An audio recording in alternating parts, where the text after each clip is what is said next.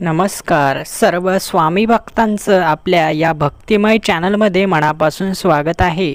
जे भक्त आजचा हा सकारात्मक स्वामी संदेश बघत आहेत त्या प्रत्येक भक्ताच्या मनातील सर्व चांगल्या इच्छा पूर्ण होणार आहेत हीच परमेश्वराचरणी प्रार्थना आहे। तुमचा आजच्या या सकारात्मक संदेशामध्ये मनापासून स्वागत आहे। जे भक्त आजचा हा सकारात्मक संदेश शेवटपर्यंत बघतील त्या प्रत्येक भक्ताच्या मनामध्ये एक पॉझिटिव्ह एनर्जी निर्माण होणार आहे, जी तुमच्या जीवनामध्ये काहीतरी सकारात्मक चमत्कार घडवणार आहे। म्हणून हा व्हिडिओ शेवटपर्यंत पाहिल्याशिवाय कुठेही जाऊ नका। चॅनलवर जे भक्त नवीन आहेत त्यांनी आपल्या या भक्तिमय चॅनलला लगेच सबस्क्राइब करा आणि कमेंट्स बॉक्समध्ये श्री स्वामी समर्थ टाईप करा। जेव्हा प्रेमळ स्वामी भक्त हा संदेश बघतील तेव्हा प्रत्येक स्वामी भक्ताचं मन हे एकदम शांत होणार आहे। तुम्ही सगळे रिलॅक्स होणार आहात। तुमच्या मनात चाललेली उलथापालथ, तुमच्या डोक्यामध्ये असलेली नेहमीची चिंता आता संपणार आहे। तुम्ही सर्व खूप आनंदी होणार आहात, कारण स्वामी तुमच्यापर्यंत काहीतरी गोड बातमी पोहोचवणार आहेत। म्हणून चॅनलला सबस्क्राइब करून हा व्हिडिओ शेवटपर्यंत नक्की बघा।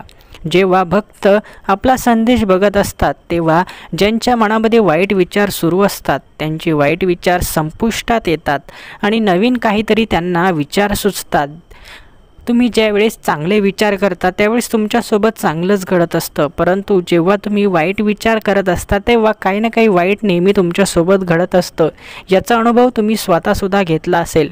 स्वामी समर्थ म्हणतात, बाळा घाबरू नकोस, मी सदैव तुझ्या पाठीशी आहे। आणि स्वामी समर्थांच्या तारक मंत्रामध्ये देखील तुमचं मन शांत होत असतं। जेव्हा तुम्ही तारक मंत्र ऐकता, निशंक होई रे मना, निर्भय होई रे मना, ज्यावेळेस तुम्ही तारक मंत्र ऐकता त्यावेळेस तुमच्या मनामध्ये एक काहीतरी नवीन पॉझिटिव्ह एनर्जी निर्माण होत असते। तुम्हाला असं वाटतं की स्वामी समर्थ माझ्या जवळच आहे आणि माझी रक्षा करत आहे। म्हणून स्वामी समर्थांची लीला अपरंपार आहे।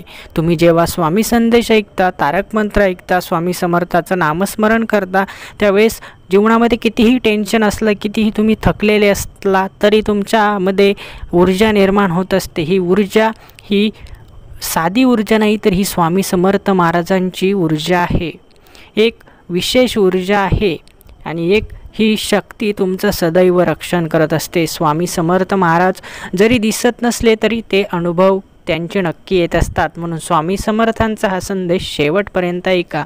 विश्वास असल्यास कमेंट्स बॉक्समध्ये गॉड इज ग्रेट टाईप करा। जेव्हा भगवंताच्या मनामध्ये आपण बसतो तेव्हा भगवंत आपली साथ कधीच सोडत नाही आणि भगवंताच्या या शक्तिशाली संदेशासाठी तुम्ही निवडला गेला आहात। तुमच्यापर्यंत हा संदेश पोहोचला आहे म्हणजे तुम्ही भाग्यवान ठरला आहात आणि तुम्हाला फक्त स्वतःला हा संदेश ऐकायचा नाही, तर तुमच्या सोबत असणाऱ्या सर्व मित्रमंडळींपर्यंत, सर्व स्वामी भक्तांपर्यंत हा संदेश पोहोचवायचा आहे। म्हणजे प्रत्येक भक्ताला स्वामींबद्दल जागरूकता निर्माण करून द्यायची आहे। जेव्हा आपण फक्त स्वतःचा विचार करतो तेव्हा आपण स्वार्थी ठरतो, परंतु आपण जेव्हा सर्वांचा विचार करतो तेव्हा आपण स्वामी भक्त ठरतो। म्हणून प्रत्येक स्वामी भक्ताने हा संदेश सर्व स्वामी भक्तांपर्यंत नक्की पोहोचवा।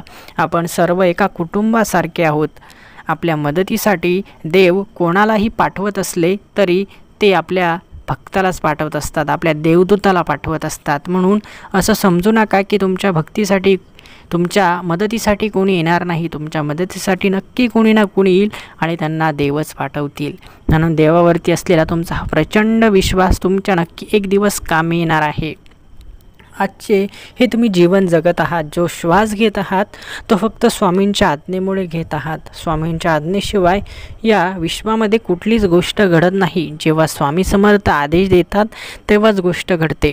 जेव्हा आपण मार्ग निवडतो तेव्हा भक्तीचा मार्ग निवडायचा की आणखी कोणता वाईट मार्ग निवडायचा हे आपल्यावरती डिपेंड असतं, आपल्यावरती अवलंबून असतं। स्वामी समर्थ आपल्याला मार्ग दाखवतात, परंतु त्या मार्गावरती जायचं की नाही हे आपण ठरवत असतो। जेव्हा आपण भक्तीचा मार्ग स्वीकारतो तेव्हा थोडासा त्रास होतो, थोडंसं संकटही सहन करावं लागतं, थोडीशी गोरगरिबीही सहन करावी लागते, परंतु जेव्हा स्वामी आपली लीला दाखवतात, आपल्या आयुष्यात चमत्कार करतात, तेव्हा तो चमत्कार अद्भुत असतो। तुम्ही आज वाईट मार्ग निवडाल तो फक्त तुमच्या क्षणिक सुख देणारा आहे, तुम्हाला थोडे दिवस सुख देणारा आहे, परंतु नंतर तुम्हाला त्याचं पाप फेडावंच लागेल. कारण तुम्ही जेव्हा दुसऱ्याच्या वाईटावरती टपलेले असतात, दुसऱ्याचा धनदौलत चोरत असतात, बुडवत असतात, तेव्हा त्याचं सर्व फळ आपल्याला एक दिवस नक्की मिळत असतं. म्हणून वाईट फळ आपल्याला मिळवायचं नाही, तर आपल्याला चांगलं आणि सुखासमाधानाचं फळ मिळवायचं आहे. कष्ट करून पैसे कमवा, कुणाचे पैसे घेऊन बुडवू नका आणि कोणाचं वाईट करूनही पैसे कमवू नका. थोडे गरीब राहिलात तरी चालेल, परंतु दुसऱ्याचं वाईट करून दुसऱ्याचं चुकीचं काम करून कधीच पैसे कमवू नका. ते पैसे तुम्हाला थोडासा आजचा तुमच्या दिवसाच्या गरजा पूर्ण करतील, परंतु पुढचं सर्व भविष्य खराब करून टाकतील. म्हणून फक्त कष्ट करून पैसा कमवा. फुकटचा पैसा टिकत नाही. आपण कष्ट करतो, एवढा पैसा कमवतो, तरी तो आपल्याकडे टिकत नाही, तर फुकटचा पैसा कधीच टिकू शकत नाही. तुमच्या घरात लक्ष्मी नांदत नसेल तर आपल्या घरातील स्त्री खुश आहे का हे एकदा आधी तपासा. जर घरातील स्त्रीच खुश नसेल, तर घरातील लक्ष्मीच खुश नसेल, तर तुमच्याकडे कितीही पैसा आला तरी तो टिकणार नाही. म्हणून आपली मुलगी असेल, आपली बहीण असेल, आपली आई असेल, आपली बायको असेल, ही सर्व लक्ष्मीच्या रूपाने आपल्या घरामध्ये असतात. आणि त्यांना आपण जोपर्यंत खुश ठेवत नाही, त्यांच्या मन आपण समाधान करत नाही, त्यांना आनंद देत नाही, तोपर्यंत त्या घरामध्ये कधीच लक्ष्मी नांदू शकत नाही. घराची श्रीमंती ही पैशावरून ठरत नाही, तर त्या घरातील स्त्रियांच्या हसण्याचा आवाज येतो की नाही, त्या स्त्रिया खुश आहेत की नाही, यावरून त्या घराची संपत्ती ठरत असते. कधीही बहिणींना, लेकी बाळींना आपण जे दानधर्म करतो ते कधीच आपल्याला कमी पडू देत नाही. म्हणून लेकीच्या लग्नामध्ये खर्च करत चला, बहिणीला साडी चोळी करत चला, ते तुम्हाला आयुष्यभर कामी पडेल. आणि हे सर्व फक्त मी सांगतो नाही, तर हे सर्व सत्य आहे. हे तुम्ही फक्त माझ्या तोंडून ऐकलेलं नसेल, परंतु या अगोदरही तुम्ही हे सर्व ऐकलेलं असेल आणि ते खरं आहे. आणि हे खरं कधीच लपणार नाही, ते सत्य आहे आणि ते सत्यच राहणार आहे. फक्त स्वामींची भक्ती करणं म्हणजेच स्वामी भक्त होणं असं नाही, तर भक्ती करण्याबरोबरच समाजकार्यामध्ये देखील हातभार लावणं, ज्या गोष्टी चालू आहे त्या गोष्टींमध्ये देखील आपला हस्तक्षेप करणं स्वामी भक्ताचं काम आहे. कोणत्या स्त्रीला तुमची मदत लागली तर त्या मदतीसाठी तुम्ही उपलब्ध राहणं म्हणजे स्वामी भक्ती आहे. स्वामी भक्ती प्रत्येक चांगल्या कामामध्ये आहे, कर्मामध्ये आहे. तुमचं कर्म म्हणजे तुमची स्वामी भक्ती आहे, हे कधीच विसरू नका. म्हणून तुमचं कर्म चांगलं ठेवा. कर्म जर चांगलं असेल तर स्वामी तुम्हाला भरघोस दिल्याशिवाय राहणार नाहीत. स्वामींची ही शक्ती सदैव तुमच्यासोबत असणार आहे. फक्त कर्माला महत्त्व द्या. कर्म तुमचं भविष्य ठरवणार आहे.